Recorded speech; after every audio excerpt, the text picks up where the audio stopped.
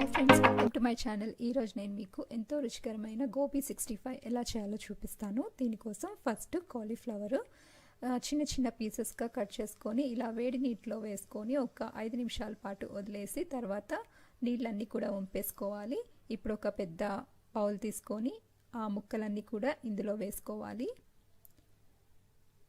ఇప్పుడు ఇందులో సరిపడినంత ఉప్పు వేసుకోవాలి.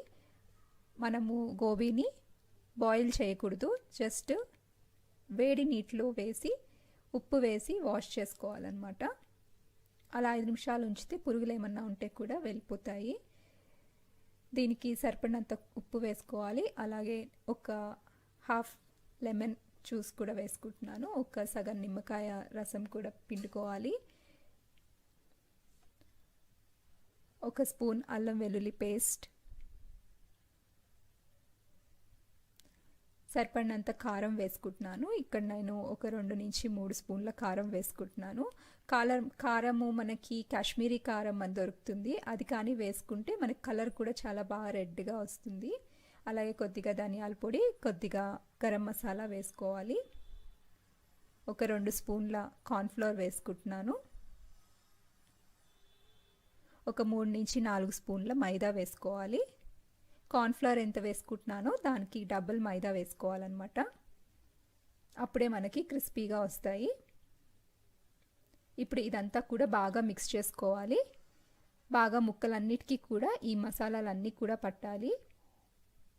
కొద్దిగా నీళ్లు వేసుకొని మిక్స్ చేసుకుంటే బాగుంటుంది.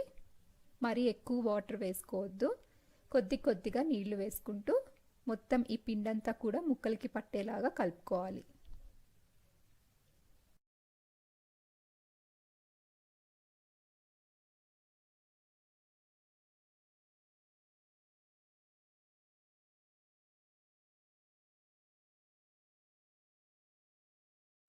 ఇలా ముక్కలంతా కూడా బాగా పిండంతా కూడా పట్టేలాగా కలుపుకోవాలి. ఇప్పుడు వీటిల్ని డీప్ ఫ్రై చేసుకోవాలి. డీప్ ఫ్రై వచ్చి మనకి అవి బాగా క్రిస్పీ అయ్యే వరకు మనము ఇది మీడియం ఫ్లేమ్ మీద ఫ్రై చేసుకోవాలి. ఫస్ట్ వేసిన తర్వాత వాటిల్ని మిక్స్ చేయొద్దు. మిక్స్ చేశారంటే కింద అంటుకుపోతుందన్నమాట. ఒక 4-5 నిమిషాల తర్వాత మనకి బాగా రెడ్గా ఫ్రై అయిన తర్వాతనే తిరగతిప్పించండి.